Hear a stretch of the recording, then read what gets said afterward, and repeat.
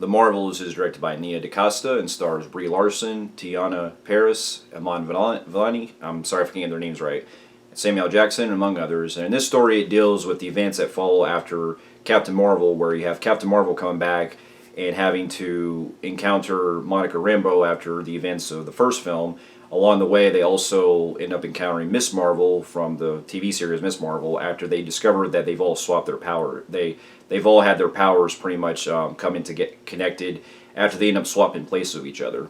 And along the way, they're having to stop this villain named Dar-Benn who wants to reclaim her homeland after a civil war breaks out. Now, here's a little backstory. Now, this is the 33rd film in the Marvel Cinematic Universe, and I'm not going to go into too much backstory. If you've been following my channel for a while, you've heard about me discuss with the other Marvel Cinematic Universe films. But going back to the first Captain Marvel film, I will say that while I did like the film, I did feel like it was just more of a, a standard starter that really, could have been, that really was what I expected when it came to, introducing the character of Captain Marvel. And I actually really did enjoy Brie Larson as the character, and I thought that she was a welcome addition to the franchise and everything. And she definitely carried it on her own. I did have some issues with the first Captain Marvel film, but I still thought it was a likable movie. And then also seeing the character coming back in Avengers Endgame, I enjoyed her too in that one. And it seemed like there was a promising start with that character going through the universe, but it really seems like now that haven't really seen her much in action since those movies. And so going into this, I just kind of went into just open-minded because apparently this was a film that was going in development for a while. And just had like so many delays, and apparently it's rumors that there were some like reshoots that happened behind the scenes and stuff, and then some other things where it seems like they were trying to incorporate so many cooks in the kitchen, where they were incorporating some stuff that was from other TV shows that the Marvel Cinematic Universe is doing now. Because ever since Avengers Endgame, it seems like they've been trying to expand more on doing a lot of not only more films that have been either hit and miss, but also a lot of television shows that you're pretty much having to do a lot of catch up on in order to understand a lot of the plot points. And while I don't mind that if I'm like a hardcore fan of the MCU, but you can definitely tell that, if you've never really seen the shows like with WandaVision or Miss Marvel, it really kind of helps when you watch those films to really get involved with the characters. Because going to the trailers, I think for anyone that hasn't watched those shows, it really seems like that they were trying to appeal to a lot more of the hardcore fans this time, and not really going with a general movie audience, so to speak. And so going into this, it's about I just kind of like had really low expectations because it wasn't really something I was really hyped for, and I was really only really going to watch this movie because it was really part of the MCU films. And I've been having a tendency of going to watch almost every Marvel Cinematic Universe movie that comes out and everything, and also since I watched the first one as well. And so, after upon seeing the film, I can honestly say that the movie's serviceable. It's fine. It's really nothing special. It's really probably one of the most forgotten. It's going to be probably one of the most forgotten Marvel films, I can say honestly, probably since Eternals, and also Ant-Man 3, to where it really seems like this era where we've seen countless movies that are coming out with the Marvel Cinematic Universe, with some exceptions. It seems like they're really struggling to get their foot in the ground and making great movies again. And so, to get my pros out of the way, I will say that the cast in this, they're great. I thought that the three leads were great. You got Brie Larson coming back, and I do like her performance in this as Carol again. She really brings it her all in what she can. And then also, the girl that plays Monica in this, I thought was really good. Tiana Paris, I thought she was, great as well. I do have a pro-con with their characters, though, because it really seemed like the biggest I feel the most is that there's character development in the film that feels either rushed or it's just kind of really not really fully explored too much in this. And when it is explored, it's really not done enough, so to speak. I think the one that really shines the most is Kamala Khan, the girl that plays Kamala Khan in this, who was from Miss Marvel. I think that what's her name?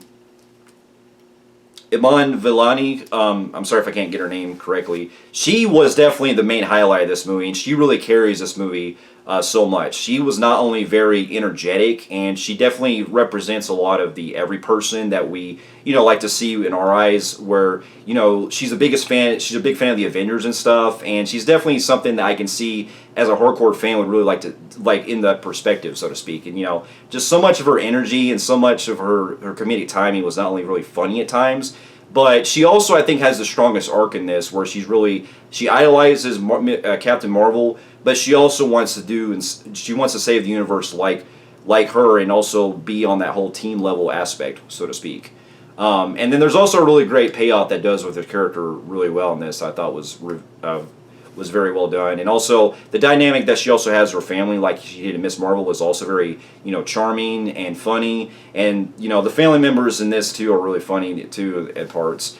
And then of course the rest of the cast is also great too. You got Samuel L. Jackson as always coming back as Nick Fury. He has some really funny parts, and I don't really know if this is supposed to follow the continuity of Secret Invasion, because I haven't fully watched Secret Invasion. I'm only to like the last 2 episodes, so to speak. But unless I'm missing something, it really seems like that show is not really necessarily a requirement from what I heard. So I don't know if that's a good thing or a bad thing for that show, because it really seems like at the time that they were probably doing that show or whatever, it's like that was their idea of trying to do a Captain Marvel 2, so to speak, and do it like as an alternative version or whatever. But I'm not going to get into that because this is about the Marvels. But he was great as usual. And then also the cat as well was also really funny too. Goose coming back and everything. And this time they also have, you've seen from the trailers, there's also different cats that they have also in the film that have some really funny parts that I thought really, kept the humor going. And then on top of that, some of the other things I can say too, the movie does have a really good fast pace that I admire, because it's at least a fresh air to see a Marvel Cinematic Universe film that, while it is relatively short, that I'll get into some of my cons with on that later, but on a pacing wise, I can at least see why they kept it as, being a lot shorter, because it gets the job done and everything with, giving you on that kind of fun level, so to speak.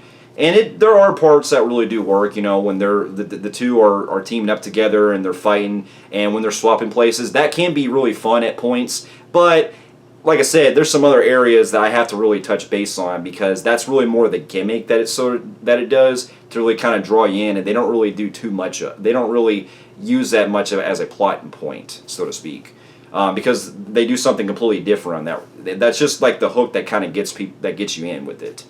But that was still fun at times, especially in the beginning when we get to see them like swapping places around each other, and then also they have their funny banter that they have that shows some nice chemistry between the three leads. And the space exploration and stuff I think was cool, with them having to go on a different adventure and stuff like that. And then of course there is some really cool setup that they do with stuff later on that I'm actually kind of interested in. That I am really interested in, especially when it does in the mid-credit scene that I won't spoil. So there's that. One of the things I will give it credit to, in that there is a personal thing that happens with Carol in this that at least acknowledges that she does have flaws at one point to an extent, and so I'll give it credit with that, because that's the one thing I will say that this one did a little better than it did with the first Captain Marvel. And so even though the idea of it is not fully explored, I'll at least give them credit, because they did try to do something with her character in this.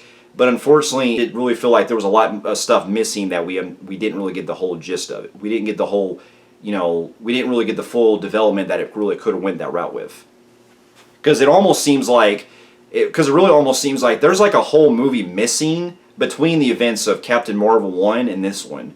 And I think that they really could have focused more on that level and maybe bridge the gap there. I think it really played more a lot better with what we get with Carol as a character. But that's now where I get into some more of my cons. And as much as I was getting into the movie, as much as the movie kind of goes for that very fun vibe, unfortunately, it is really mishandled with a lot of the same problems I've had with some of the other recent Marvel films. Is that the writing is really all over the place in this. Not only is the writing very hollow when it comes to character development, but other than Kamala, it really seems like our two leads don't really have much really going on. There's some stuff they get into doing where it comes to them doing into some like emotional stuff where we get to go back, expand more with the first Captain Marvel film. I can't go into spoilers, but it goes into more about of why Carol left Monica and everything. Unfortunately, the way they kind of play it through, it almost seems like it was just a drive-through exposition and stuff, and not really given a whole lot of time to really take their time and develop a lot of it. And that has to do a lot with the editing in this film. And I can honestly say that the editing in this is probably the worst I've seen with the Marvel Cinematic Universe, where scenes seem like they are very jumpy as hell, especially in the beginning where characters go from one location to another all very fast. And I know that's the whole gimmick of them basically swapping place and stuff, but even other scenes where they're actually building up to more stuff happening and all that, it just really seems like it's really jumbled everywhere, and you're really trying to keep up with what's happening because the story, the way it goes, is just very messy at times. And they also throw in some other new characters that really seem like they kind of come and go, and we're not really explored much with them in certain parts, especially when you get to this one area that I do also have a big con on this part, and I know that the intention was to make it more like the comics, but they get into this whole weird they get into this one sequence that involves where it basically breaks down to a musical part, and I thought it really felt out of place for a Marvel film. And like I said, I know that's supposed to be probably from the comics and everything like that, especially in context wise how it goes, but I just didn't really get into it, and I thought it just really took me out of the film. And then on top of that, they get into some really stuff with the villain that I really did not give a shit. Like, this is going to be, the villain in this, I think, is one of the most generic and most, like, very cookie-cutter villains that we've seen countless times in some of the other Marvel films. And there's even points in this where it really seems like the villain was kind of, like, ripping off the motivation they had with Zod from Man of Steel. And that's not a good sign, because, look, I know Man of Steel had its issues with its writing and stuff, but I can still buy Zod's motivation in Man of Steel. I thought Zod was a really good villain in Man of Steel and the way it played out in that. And so going into this one on that kind of level, it seems like it really, has such a very one-note villain that really is just, while the intentions are there, it just doesn't really explore much of it. And it almost just seems like a rehash of what we already saw Ronan from Guardians of the Galaxy.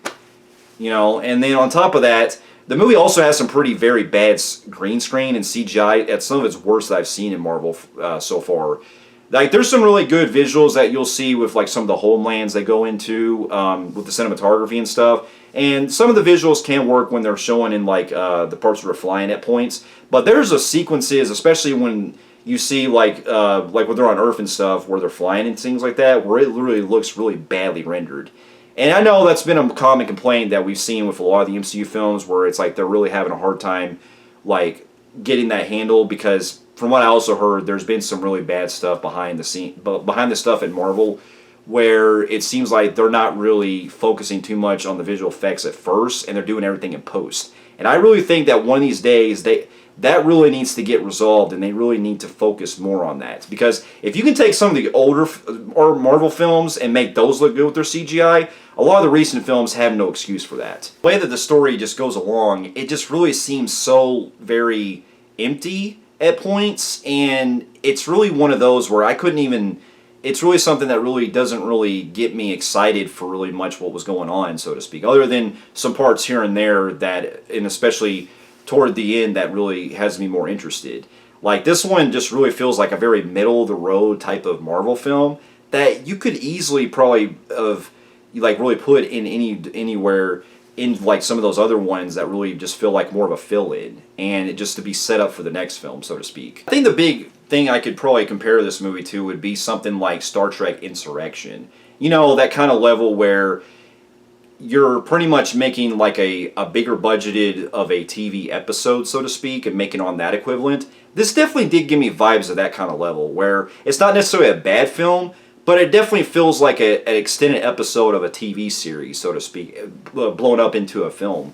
And I think that's what really falls back on with it not being as on that kind of level of trying to tell with its story and everything too. It's not going to be on my worst of or anything, but it's going to be very forgettable for me. And so with that, I'm going to give the movie an extremely low average Joe on the Film Freaks meter. So for those of you who have also seen the Marvels and also Captain Marvel and some of the other Marvel Cinematic Universe shows like WandaVision and Miss Marvel and all them, let me know in the comments of what you thought about it. And thank you so much for watching. And I'll see you in my next review. I'll see you later.